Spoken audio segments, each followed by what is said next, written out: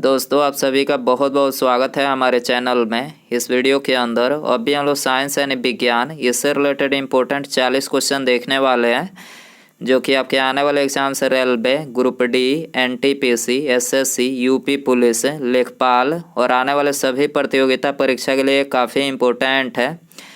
तो दोस्तों आप इस वीडियो को बहुत ध्यान से लास्ट तक देखिए और चैनल पर नया है तो चैनल को सब्सक्राइब करके बेल आइकन जरूर से ऑन कर दें, ठीक है।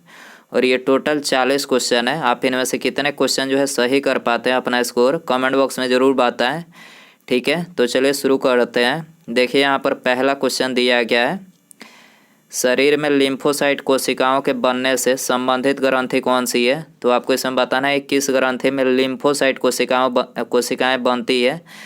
तो ये बनती है थाइमस ग्रंथि में, ठीक है। आंसर हो जाएगा ऑप्शन बी। इसके अलावा यदि हम बात करें थाइमस ग्रंथि की, तो थाइमस ग्रंथि जो है किस हार्मोन का स्रावण करती है। तो ये थाइमोसिन, ठीक है। थाइमोसिन हार्मोन का स्रावण करती है थाइमस ग्रंथि। थाइमस ग्रंथि के मानव शरीर में निष्क्रिय होने से जो है शरीर में समय से पहले जो है बुढ़ापा आने लगती है, आपको याद रखना है, ठीक है। अग्न्याशय ग्रंथि की बात करें तो अग्न्याशय ग्रंथि जो है ये मानव शरीर की दूसरी सबसे बड़ी ग्रंथि है, ठीक है। और अग्न्याशय ग्रंथि जो है किस हार्मोन का स्रावण करती है। तो इंसुलिन का स्रावण करती है।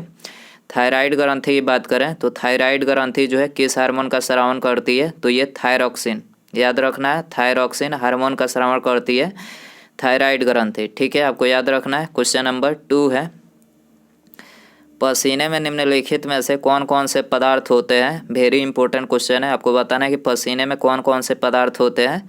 तो यूरिया, नमक और लैक्टिक अम्ल, ठीक है। यहाँ पर ये तीनों पदार्थ जो है पसीने में पाए जाते हैं, ठीक है। तो आंसर हो जाएगा ऑप्शन डी, उपर्युक्त सभी, ठीक है। शरीर के प्रतिरक्षा तंत्र में किस प्रोटीन का उपयोग होता है। शरीर के प्रतिरक्षा तंत्र में किस प्रोटीन का उपयोग होता है। तो ये ग्लोबुलिन, ठीक है, ग्लोबुलिन प्रोटीन का उपयोग होता है। आंसर हो जाएगा बी। क्वेश्चन नंबर 4 है, मानव शरीर में आमाशय कितने घंटे तक भोजन का संग्रह कर लेता है। मानव शरीर में आमाशय कितने घंटे तक भोजन का संग्रह कर लेता है। तो ये 4 से 5 घंटे तक जो है भोजन का संग्रह कर लेता है, ठीक है। इसके अलावा शरीर में पाचन का अधिकांश भाग जो है ये किस अंग में, मतलब किस अंग के द्वारा संपन्न किया जाता है। तो ये छोटी आंत के द्वारा जो है संपन्न किया जाता है, ठीक है। और मनुष्य के जो पाचन प्रारंभ होता है, कहाँ से प्रारंभ होता है, मुख से, ठीक है। आपको याद रखना है कहाँ से, मुख से प्रारंभ होता है। और मनुष्य की जो पाचन नली होती है वो कितने फीट लंबी होती है, 32 फीट, याद रखना है आपको, 32 फीट लंबी होती है। क्वेश्चन नंबर 5 है, प्लाज्मा में उपस्थित मुख्य प्रोटीन कौन सी है। प्लाज्मा में उपस्थित मुख्य प्रोटीन कौन सी है। तो देखिए ग्लोबुलिन, एल्बुमिन, ग्लोबुलिन और फाइब्रिनोजेन, यहाँ पर ये तीनों प्रोटीन जो है ये प्लाज्मा में मुख्य रूप से उपस्थित होते हैं, ठीक है। तो आंसर हो जाएगा डी, उपर्युक्त सभी, ठीक है। प्लाज्मा रक्त में उपलब्ध एक तरल पदार्थ होता है। इसका 92% जो है 92% प्लाज्मा का 92% जो भाग होता है वो जल होता है, ठीक है। प्लाज्मा में पानी के अलावा जो है, पानी के अलावा प्रोटीन, ग्लूकोज, मिनरल, हार्मोन्स और कार्बन डाइऑक्साइड होते हैं, ठीक है। और शरीर में कार्बन डाइऑक्साइड का परिवहन किसके द्वारा किया जाता है रक्त में। तो प्लाज्मा के द्वारा जो है किया जाता है, ठीक है। आपको याद रखना है। क्वेश्चन नंबर 6 है, मेढक अपने भोजन को पचाने में किस अम्ल का उपयोग करता है। मेढक अपने भोजन को पचाने में किस अम्ल का जो है उपयोग करता है। तो ये हाइड्रोक्लोरिक अम्ल यानी HCl का प्रयोग करता है, ठीक है। तो आंसर हो जाएगा बी। क्वेश्चन नंबर 7 है, निम्नलिखित में से कौन पानी का शुद्धतम रूप है। तो आपको बताना है कि पानी का शुद्धतम रूप कौन सा है। तो वर्षा का पानी, याद रखना है आपको, वर्षा का जो पानी है तो ये पानी का शुद्धतम रूप है। वर्षा का जो पानी होता है उसका pH वैल्यू कितना होता है। तो 5.0 से 5.0 और 5.5 के बीच में होता है, जो थोड़ा अम्लीय होता है, आपको याद रखना है। क्वेश्चन नंबर 8 है, निम्नलिखित में से कौन सा तत्व मानव शरीर के विकास के लिए अत्यंत आवश्यक है। तो मानव शरीर के विकास के लिए जो है अत्यंत विटामिन आवश्यक है। क्या आवश्यक है, विटामिन, आपको याद रखना है। आंसर हो जाएगा ऑप्शन ए। क्वेश्चन नंबर 9 है, कौन सा रक्त समूह सर्वदाता है जो सभी रक्त समूहों को रक्त प्रदान कर सकता है।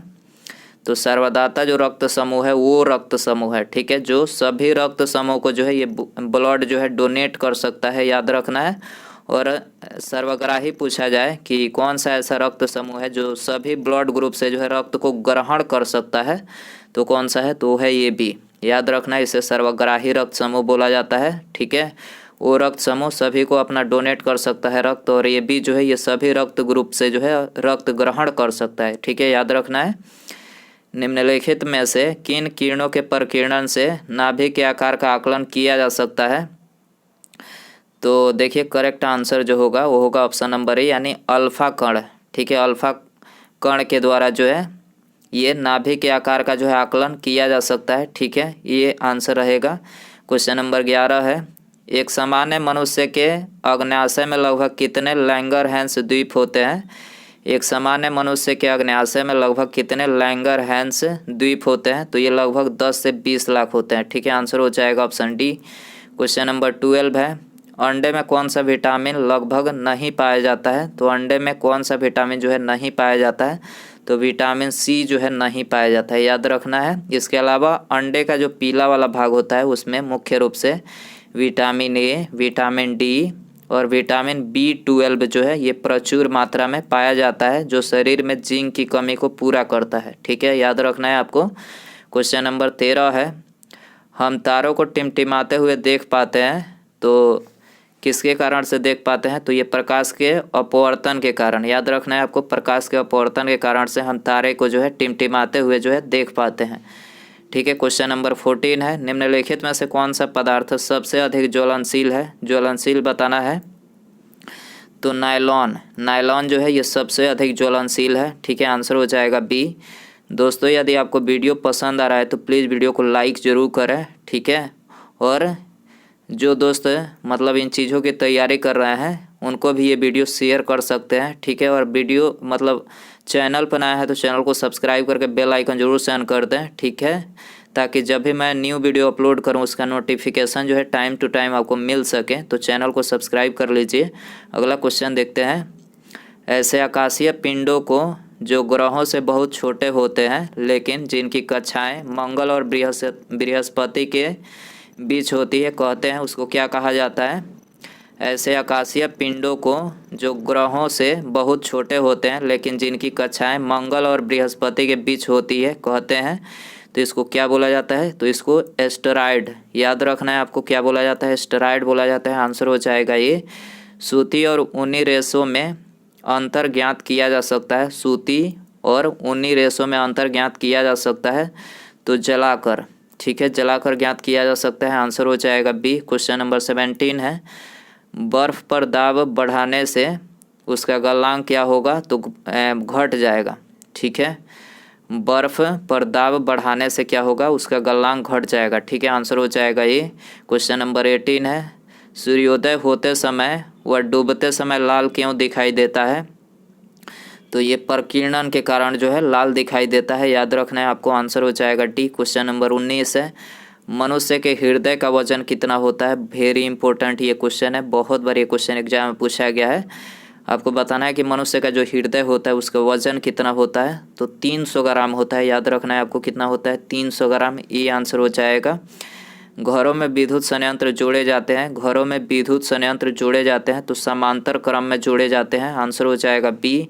क्वेश्चन नंबर 21 है, लोहे में जंग लगना है एक क्या है, तो लोहे में जंग लगना जो है रासायनिक क्रिया है, याद रखना है क्या है, रासायनिक क्रिया है जिसे गैल्वेनाइजेशन बोला जाता है, ठीक है, जिंक की परत जिस पर चढ़ाई जाती है उसको गैल्वेनाइजेशन बोला जाता है, ठीक है, जंग लगने से बचाने के लिए जिंक की परत चढ़ाई जाती है। इसके अलावा दूध जो होता है इसका दही बनना, ये कौन सा परिवर्तन है, तो ये भी जो है रासायनिक परिवर्तन है। और एक और क्वेश्चन पूछा जाता है, मोमबत्ती, काफ़ी बार ये क्वेश्चन पूछा गया है कि मोमबत्ती का जलना ये कौन सा प्रक्रिया है, तो मोमबत्ती यदि जलती है तो ये रासायनिक और भौतिक दोनों ही प्रतिक्रिया होती है, ठीक है, रासायनिक और भौतिक यहाँ पर दोनों प्रतिक्रिया होती है, आपको याद रखना है।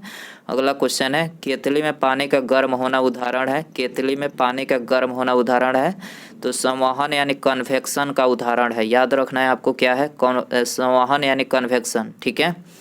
23 है कुपोषण से सबसे अधिक किसकी कमी होती है? कुपोषण से सबसे अधिक जो है प्रोटीन की कमी होती है। याद रखना है, प्रोटीन की कमी से कुपोषण होता है। बच्चों में सबसे ज़्यादा देखा जाता है ये प्रोटीन की कमी के कारण से। ठीक है। 24 है ग्रीन हाउस इफेक्ट के लिए निम्न में से कौन सी गैस प्रभावी होती है? ग्रीन हाउस इफेक्ट के लिए कौन सी गैस प्रभावी होती है? तो ये प्रभावी होती है कार्बन डाइऑक्साइड गैस, जिसे CO2 गैस बोला जाता है, प्रभावी होती है। सी आंसर रहेगा। उस कथन को छाटिए जो सत्य नहीं है। गलत कथन आपको इसमें बताना है। तो चलिए एक एक करके पढ़ते हैं, तब जो है इसका गलत कथन पता चलेगा। तो पहला दिया गया है किसी वस्तु का द्रव्यमान हर स्थान पर समान होता है। करेक्ट है। किसी वस्तु का द्रव्यमान हर समय मतलब हर स्थान पर समान होता है। करेक्ट है। दूसरा दिया गया है किसी वस्तु का द्रव्यमान उस वस्तु के भार को प्रभावित करता है। ये भी करेक्ट है। किसी वस्तु का द्रव्यमान उस वस्तु के भार को प्रभावित करता है। करेक्ट है। तीसरा दिया गया है किसी वस्तु का भार गुरुत्वाकर्षण बल से प्रभावित होता है। ये भी करेक्ट है। और चौथा जो दिया गया है किसी वस्तु का भार तथा द्रव्यमान प्रत्येक स्थान पर हमेशा एक ही और अस्थायी रहता है। तो ये जो है गलत है, क्योंकि अस्थायी नहीं रहता है, एक समान नहीं रहता है। ठीक है। तो यहाँ पर असत्य पूछा गया था, तो वहाँ पर चौथा जो है असत्य है। ठीक है। क्वेश्चन नंबर 26 है ध्वनि की गति सर्वाधिक होती है। किस में होती है सर्वाधिक ध्वनि की गति? तो स्टील में सर्वाधिक होती है। आपको याद रखना है। आंसर हो जाएगा बी। 27 है विलय विलयन से पृथक किया जा सकता है। किसके द्वारा पृथक किया जा सकता है? तो ये वाष्पीकरण के द्वारा जो है पृथक किया जा सकता है। आंसर हो जाएगा बी। 28 है सोडियम को मिट्टी के तेल में क्यों रखा जाता है? वेरी इंपॉर्टेंट क्वेश्चन है। सोडियम जिसका परमाणु क्रमांक 11 होता है, इसको मिट्टी के तेल में क्यों रखा जाता है? तो हवा में ऑक्सीकरण होने लगता है। ठीक है। सोडियम जो होता है हवा में रखने पर ऑक्सीकरण होने लगता है, इसी कारण से जो है इसे मिट्टी के तेल में रखा जाता है। आंसर हो जाएगा बी। शरीर में ऑक्सीजन की पूर्ति कौन करता है? तो ऑक्सीजन की पूर्ति जो है RBC रेड ब्लड सेल जो होता है यही करता है, रेड ब्लड सेल। ठीक है। WBC की बात करें तो WBC क्या करता है? तो ये रोगों से जो है लड़ने का काम करता है, प्रतिरक्षा देता है शरीर को। ठीक है। कोई बैक्टीरिया या वायरस या फिर कुछ भी अटैक करता है शरीर पर, तो ये WBC जो है उससे लड़ता है। ठीक है। यदि सफल रहता है तो रोगों से जो है मुक्ति दिलाता है। यदि मतलब असफल हो जाता है लड़ते लड़ते, तो कोई ना कोई बीमारी जो है आपके शरीर में हो जाती है। ठीक है। तो ये किसका कार्य होता है? WBC का जो है प्रतिरक्षा करने का कार्य होता है। और RBC का जो कार्य होता है वो शरीर में ऑक्सीजन को पूरे शरीर में जो है पहुंचाने का कार्य करता है। तो ये काफ़ी ज़्यादा इम्पोर्टेंट क्वेश्चन है आपके लिए। ठीक है। मनुष्य के शरीर में हृदय को एक बार धड़कने के लिए कितना समय लगता है? तो हृदय को आपको पता ही होगा कि 1 मिनट में 70 से जो है 72 बार धड़कता है हृदय। और हृदय को एक बार धड़कने के लिए कितना समय लगता है? तो 0.8 सेकेंड लगता है। आपको याद रखना है। ठीक है। आंसर हो जाएगा सी। अंतर्ज्वर किसके कारण होता है? आंत्रज्वर किसके कारण होता है? तो ये होता है जीवाणु के कारण। ठीक है। आंसर हो जाएगा बी। क्वेश्चन नंबर 32 है निम्नलिखित में से कौन सा एक संक्रामक रोग नहीं है? तो आंसर हो जाएगा डी टिटनेस, यानी धनु स्तंभ जो है ये संक्रामक रोग नहीं है। ठीक है। बाकी यहाँ पर ये तीनों संक्रामक रोग है, हैजा, क्षय रोग, डिप्थीरिया, तीनों जो है ये संक्रामक रोग है। याद रखना है। किस रोग में रक्त का थक्का नहीं बनता है? तो रक्त थक्का कौन से रोग में नहीं बनता है? तो हीमोफीलिया में। याद रखना है। हीमोफीलिया में जो है रक्त थक्का नहीं बनता है। तो आंसर हो जाएगा बी। क्वेश्चन नंबर 34 है पृथ्वी का विषुवतीय व्यास लगभग कितना होता है? पृथ्वी का विषुवतीय व्यास लगभग कितना होता है? 12,750 किलोमीटर होता है। ठीक है। आंसर हो जाएगा बी। प्रकाश संश्लेषण प्रक्रिया के लिए अनिवार्य कच्ची सामग्री है। प्रकाश संश्लेषण प्रतिक्रिया के लिए अनिवार्य कच्ची सामग्री कौन सी है? तो कार्बन डाइऑक्साइड, CO2, जल एवं सूर्य का प्रकाश और क्लोरोफिल। यहाँ पर ये तीनों जो है कच्ची सामग्री है। ठीक है। इन तीनों की उपस्थिति में जो है प्रकाश संश्लेषण प्रक्रिया होती है। आपको याद रखना है। तो आंसर रहेगा ऑप्शन डी उपर्युक्त सभी करेक्ट हो जाएगा। ठीक है। कृत्रिम उर्वरक यानी आर्टिफिशियल फर्टिलाइजर में सामान्य रूप से नाइट्रोजन, फास्फोरस और एक तीसरा तत्व कौन सा होता है? तो इसके अलावा जो होता है नाइट्रोजन और फास्फोरस के अलावा एक तीसरा तत्व, तो वो होता है पोटेशियम। ठीक है, एक आर्टिफिशियल फर्टिलाइज़र में सामान्य रूप से ये 3 तत्व होते हैं, नाइट्रोजन, फास्फोरस और पोटेशियम।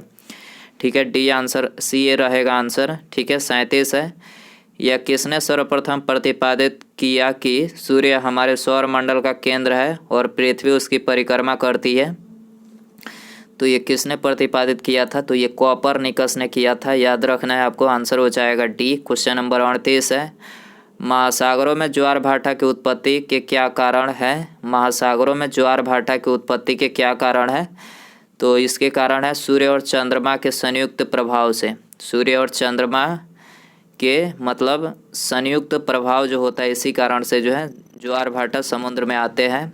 ठीक है, इंट्रैक्शन। ठीक है, खिंचाव, सूर्य और चंद्रमा के बीच खिंचाव होता है, उसी में जो है पानी जो होता है वो ऊपर उछाल मारता है।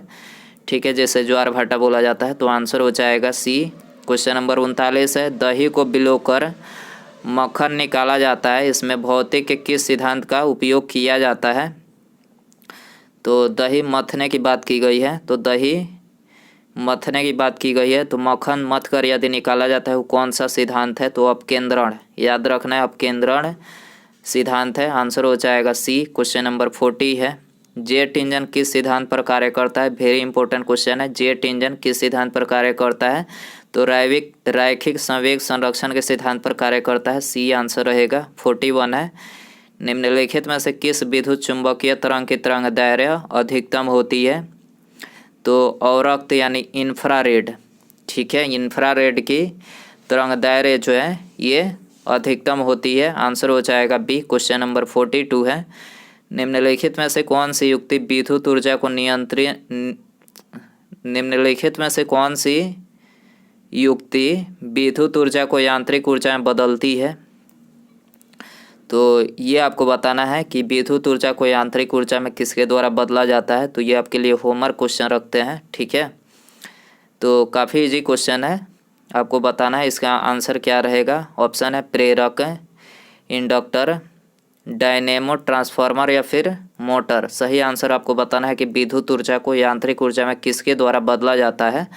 तो आप इसका आंसर कमेंट बॉक्स में ज़रूर बताएं और आप इन 42 क्वेश्चन में से कितने क्वेश्चन सही कर पाएँ, अपना स्कोर भी कमेंट में बताएं। ठीक है, तो आई होप कि ये वीडियो आपको पसंद आया रहेगा। पसंद आया तो प्लीज़ वीडियो को लाइक ज़रूर कर दें। ठीक है, और चैनल पर आया है तो चैनल को सब्सक्राइब करके बेल आइकन जरूर सेंड कर दें और शेयर कर सकते हैं आप। यदि कोई आपका दोस्त तैयारी कर रहा है इन चीज़ों की, तो आप उनके पास भी जो है शेयर कर सकते हैं। ठीक है, मिलते हैं अगले वीडियो में। नमस्कार, जय हिंद, जय भारत।